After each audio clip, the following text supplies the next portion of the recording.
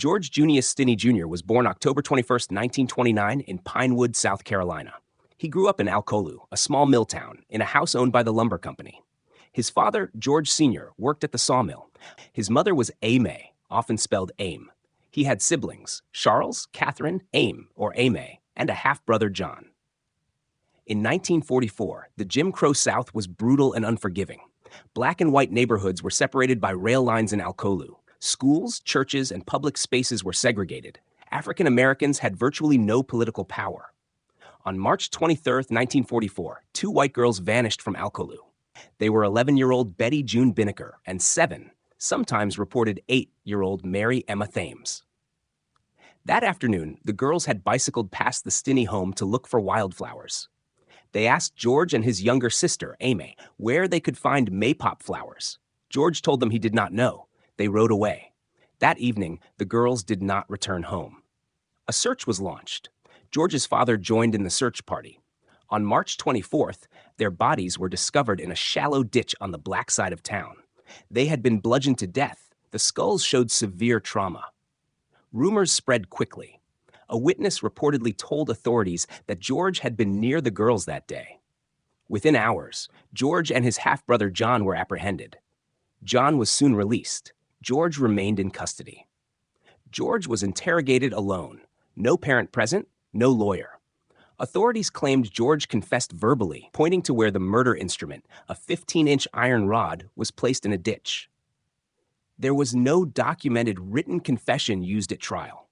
No physical evidence tied him to the murders. The trial was scheduled for April 24, 1944, barely a month later. His court-appointed attorney was Charles Plowden, a local tax commissioner who sought political office. Plowden called no witnesses, presented no defense, and did not cross-examine prosecution witnesses. The prosecution called only 3 police officers, the coroner's report, and the minister who found the bodies. The courthouse was packed with over 1,000 white residents. No black spectators were allowed because of segregation. Some white women in the gallery allegedly concealed guns in their purses to threaten the jury in case of acquittal. After about 2 hours of trial, the all-white jury deliberated for under 10 minutes. They found George guilty of first-degree murder. Justice Philip H. Stoll sentenced him to death by electrocution. No appeal was filed. The speed was staggering, conviction and execution within months. Later, some described the process as a rush job conviction. On June 16, 1944, at 7:30 a.m., George Stinney Jr. was led to the electric chair in Columbia, South Carolina. He carried a Bible under his arm as he entered the death chamber. He was 500 wonders tall and weighed between 90 and 95 pounds. Because the chair was built for adults, he had to sit on a Bible as a booster to be strapped in properly. The face mask used over his head was oversized and slipped off when the current ran through. Witnesses described tears streaming down his face as the mask fell open. About 2,400 volts of electricity surged through his body. He was declared dead after 2 or 3 jolts. At 14 years, 6 months, and 26 days old, George became the youngest person executed in the United States in the 20th century. Almost 83 days passed from his arrest to execution. For decades, his name was buried in silence and injustice. His siblings maintained his innocence. They said he had an alibi.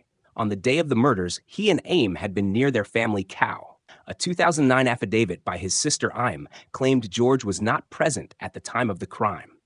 In 2013, attorneys for the Stinney family petitioned for review of the case. In October, a motion was filed to vacate the conviction.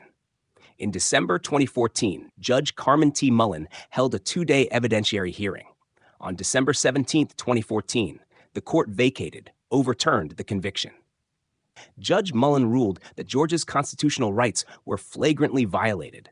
She wrote, "I can think of no greater injustice than the violation of one's constitutional rights." She did not declare him factually innocent, only that his trial was fatally flawed. In vacating the conviction, the court recognized that no valid confession or forensic evidence ever linked George to the killings. The original trial had no transcript, no cross-examination, and no defense witnesses. Decades later, historians and legal scholars view the Stinney case as a stark symbol of racial injustice in America.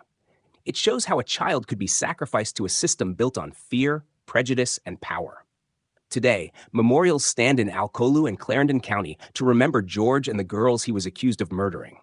His posthumous exoneration came 70 years too late. His story is not just one of legal failure. It is a haunting moral reckoning for a nation founded on contradiction. A 14-year-old boy died under an adult system's gavel. Given no real defense, he stood alone. The mask slipped. His tears were exposed. 70 years later, the court removed his guilt, but could not undo his death. In memory, his voice still asks, what justice is served when the innocent are silenced? What will we do now that we remember?